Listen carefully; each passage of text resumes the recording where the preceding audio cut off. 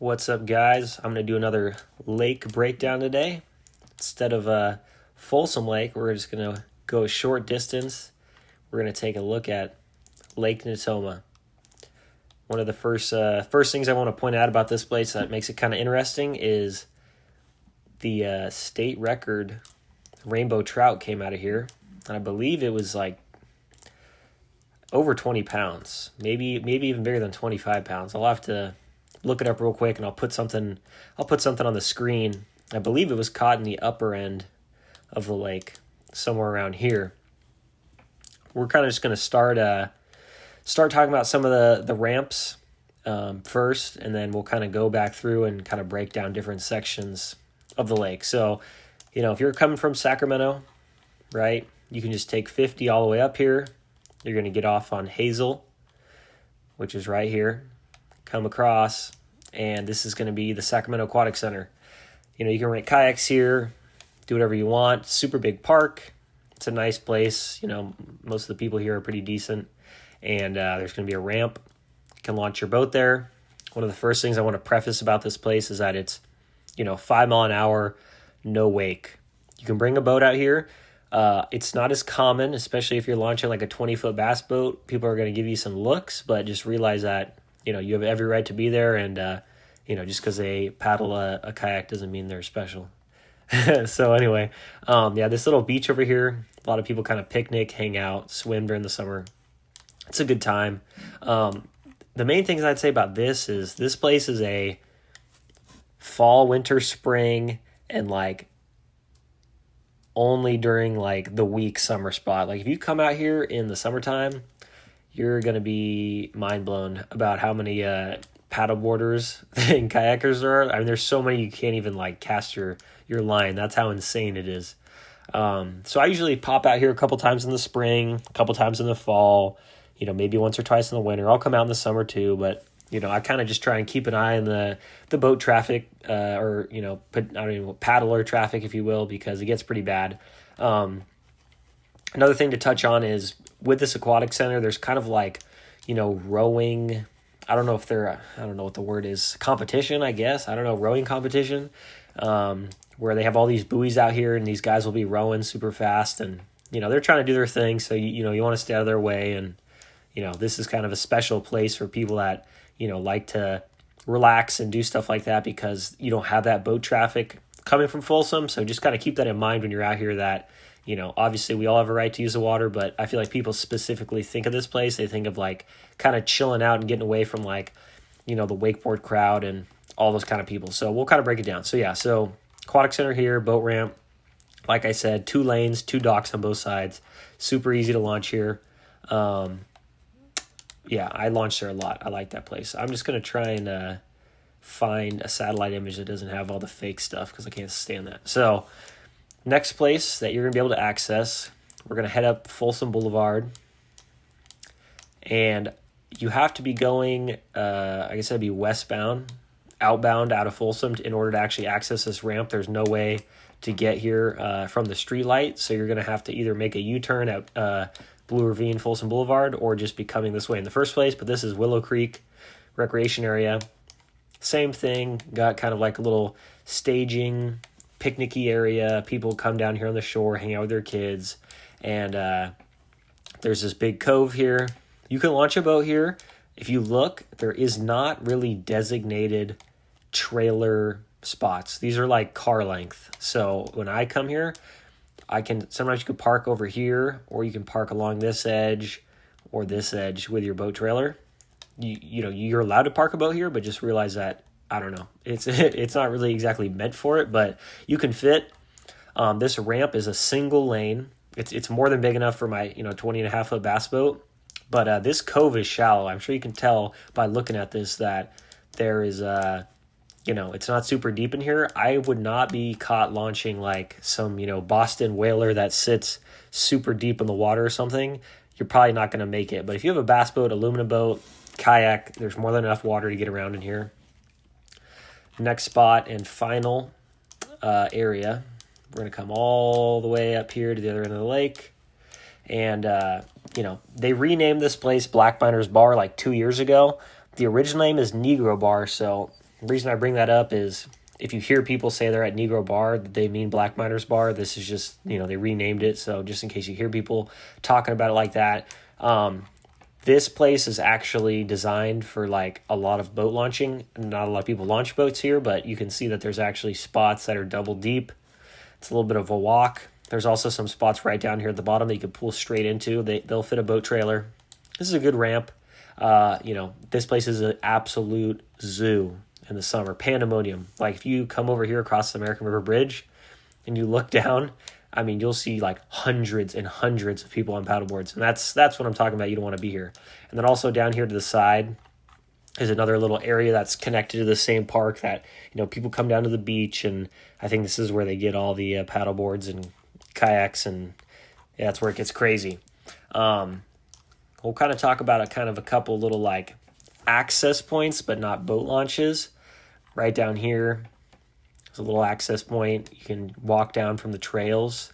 You can't get a car down there, I don't think. You might actually, no, looks like you might be able to drive one over from this little parking. So yeah, from Black Miners Bar, looks like you can actually, that might be a trail. I don't know. 50-50 you can get over here. I honestly don't know. But you can walk down. The other thing you can do is, if you come over, I'm trying to find it exactly. Yeah, so right here, this is a Slicker's Bar, and this is the Folsom Lake Hotel. So if you guys know where that is, this is off Leadersdorf Road and Reading Street. If you come right down here, there's a little walking trail. It goes all the way down. There's actually like a little tiny ramp that goes in under this bridge, so you can kind of like launch your paddle boards and maybe not get bombarded with as much, foot traffic. That's not a bad spot. And last little place is, it's a trail. But there's actually a bike trail that goes all the way down the edge of the lake right here. And you can access the water, shore fish, whatever you want to do. It's a good time. And now we'll start kind of breaking down the lake as a whole. Kind of talk about what this place is and kind of how it sets up. So I'm going to zoom out here just so we can see the whole thing. So Folsom Lake, right? The dam, water starts coming out, dumps into Lake Natoma, which eventually dumps into the American River. So this is, essentially, it is a lake, right? It has a dam, and I guess it's a reservoir technically, but this is more of like a dammed tailwater is how I would describe it. And for those of you that fly fish and kind of fish tailwaters and know about that, right? Right up here is Folsom State Prison. And they actually have a wire. I'm trying to think where exactly it would be. I don't know if I can see it on the map. That might be right there. So there's a wire that hangs across, and it basically says, if you come back here, you're going to get got. So you can't cross this, but you can drive a boat all the way up here, almost to the dam. You can get probably within maybe a half mile or so, or a mile of the dam. And, there's lots of rumors about, teener, maybe even 20-pound rainbows that live up here, and they gorge on, all the stuff coming down from the lake. And just like any other tailwater, like the Little Truckee or anywhere else you're fishing that's, kind of like a famous tailwater, it sets up the same way. This is all trout, all big rainbow trout. And I'm sure there's probably some smallmouth and some spotted bass mixed in there, but it's a lot of trout. I'll be honest with you guys, I've not spent very much time above the bridge here. I told myself I wanted to, but every summer when I finally think about doing it, it's like a zoo out here, and then I never end up making it. But I have paddleboarded up there, quite a few times, and it's been cool. So we'll start kind of at Rainbow Bridge. So people catch everything down here: salmon, trout, bass. This is kind of where it really starts to like mix into all species, catfish, everything, carp. I saw something on, I think it was like Fish Brain or something, of a dude that caught like an 8-pound spotted bass under this bridge. And he had a picture of it, and it was absolutely massive. So I don't doubt that it was a very large fish. There's a little pond down here that connects. I've seen catfish and carp and bass all over the place in here.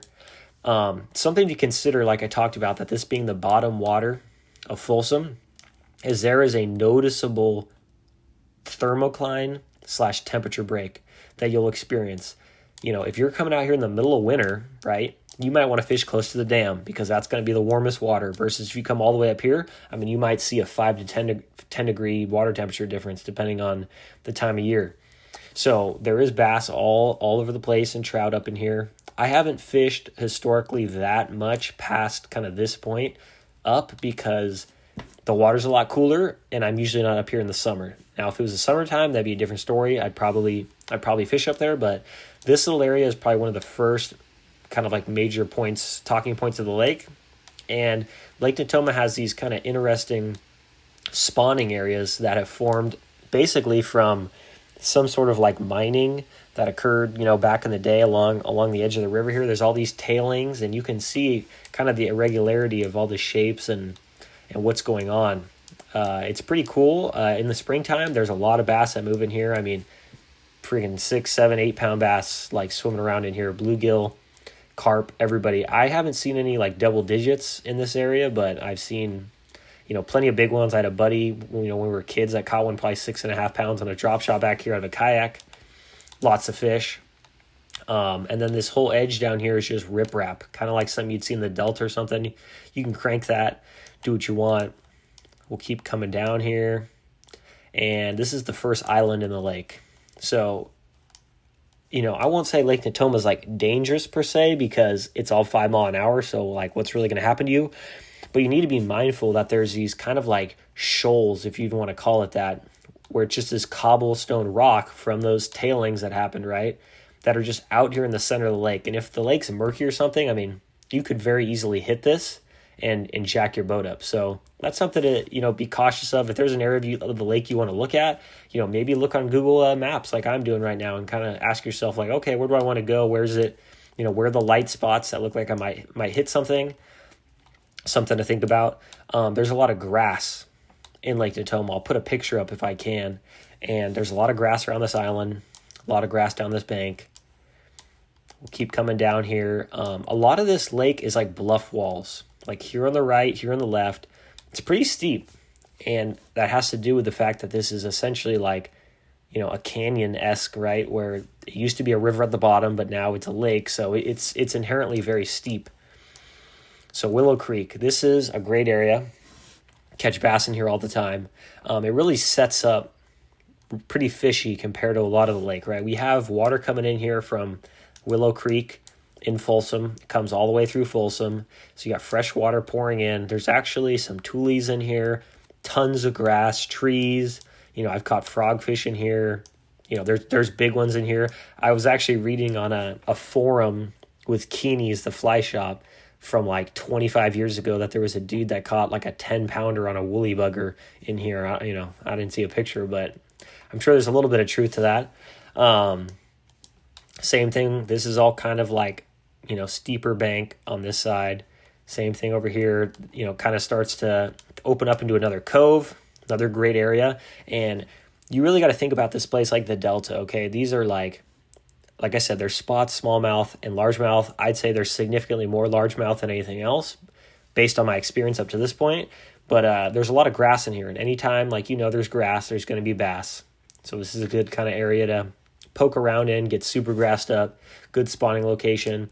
Now I'm going to kind of zoom out for a second here. You see this light spot? There's a big shelf. And this shelf pretty much continues like all the way down the lake, hugging this bank. This side of the bank's very shallow. On the contrary, this other bank is extremely deep. If you guys are familiar with China Wall or Berlin, whatever you want to call it, it's right here. It's probably like a 60-foot cliff jumping spot that I used to do when I was a kid. This is super deep. It's like 55 feet straight to the bottom, sheer bluff wall. I've seen monster rainbows that just swim up and down this edge, kind of like paralleling the bluff. I actually hooked one on a wacky rig Senka one time that was so big it actually bit through my line and broke my line with its teeth, which was kind of insane.